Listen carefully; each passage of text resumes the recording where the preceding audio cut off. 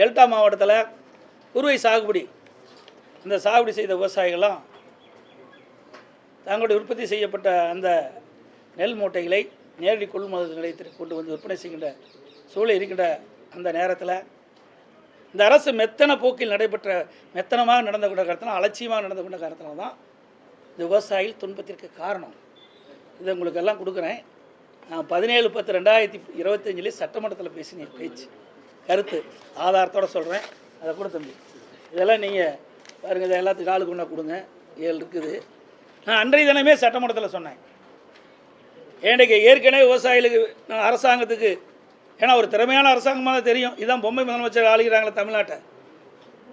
இன்றைக்கு 6 லட்சம் acre delta மாவட்டத்திலே குறுவை சாகுபடி பயிர் செஞ்சிருக்கிறாங்க. அந்த 6 லட்சம் சாகுபடி செய்யப்பட்ட அந்த நிலத்தில் குறுவை சாகுபடி விளைச்சல் எவ்வளோ இருக்குது என்று அதிகாரிகளுக்கு தெரியும். அப்படி இருக்கின்ற பொழுது முன்கூட்டியே திட்டமிட்டு விவசாயிகள் அறுவடை செய்ய விவசாயிகள் உற்பத்தி செய்யப்பட்ட நெல்லை நேரடி நெல் கொள்முதல் கொண்டு வந்தவுடன் உடனடியாக அதை நேரடியாக கொள்முதல் செய்யப்பட்டது, அந்த பிரச்சனை வந்திருக்காது, தொடர் மழையில் நனைஞ்சிருக்காது.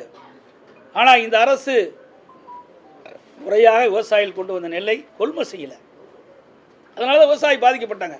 முழுக்க இந்த விடியா திமுக அரசுடைய அலட்சியத்தால் தான் இன்றைக்கு விவசாயிகள் பாதிக்கப்பட்டிருக்காங்க. இந்த பாதிப்புக்கு உள்ளாயிருக்க மாட்டாங்க, யாரையும் கெஞ்ச வேண்டிய அவசியம் கிடையாது. நான் ஏற்கனவே சட்டமன்றத்தில் தெளிவாக பேசியிருக்கிறேன். அதுக்கு பிறகாவது இவர் நடவடிக்கை எடுத்திருந்தாலும் அதுவும் எடுக்கலை.